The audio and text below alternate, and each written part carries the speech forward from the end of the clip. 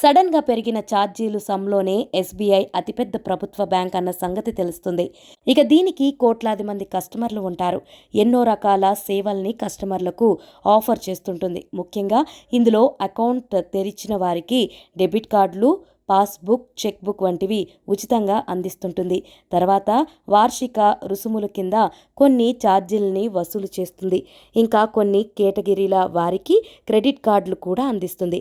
అయితే ఇప్పుడు కొత్త ఆర్థిక సంవత్సరం వేళ ఈ దిగ్గజ బ్యాంక్ తన కస్టమర్లకు షాక్ ఇచ్చింది. డెబిట్ కార్డులకు సంబంధించి ఛార్జీలని పెంచేసింది. ఇది దాదాపు 70% పైగా పెంచడం గమనార్హం. ఇంకా క్రెడిట్ కార్డులకు సంబంధించి కూడా కొన్ని రూల్స్ మార్చింది.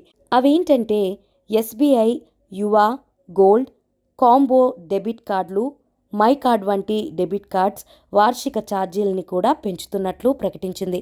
గతంలో ఇది రూ. 175గా ఉండగా ఇప్పుడు 250కి పెంచడం విశేషం. దీనికి కూడా జీఎస్టీ అదనమే. ఎస్బీఐ ప్లాటినం డెబిట్ కార్డ్పై యాన్యువల్ మెయింటెనెన్స్ ఛార్జీలు రూ. 150 నుంచి 325కు పెంచేసింది. దీనికి కూడా వస్తు సేవల పన్ను అదనం.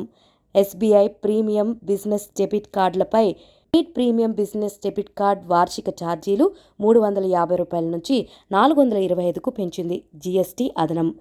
డెబిట్ కార్డ్ ఇన్సూరెన్స్ ఛార్జీలకు సంబంధించి క్లాసిక్, సిల్వర్, గ్లోబల్ వంటి వాటిపై జీరోగా ఉండగా గోల్డ్ డెబిట్ కార్డుపై రూ. 100 ప్లస్ జీఎస్టీ, ప్లాటినం డెబిట్ కార్డుపై రూ. 300 ప్లస్ జీఎస్టీగా ఉంది.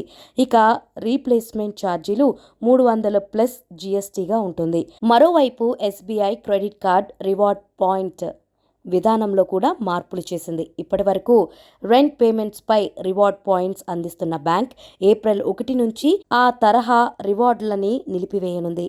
ఎస్బీఐ అందిస్తున్న Aurum, SBI card elite, simply click cards వినియోగిస్తున్న కస్టమర్లపై ఈ ప్రభావం ఉంటుందని పేర్కొంది.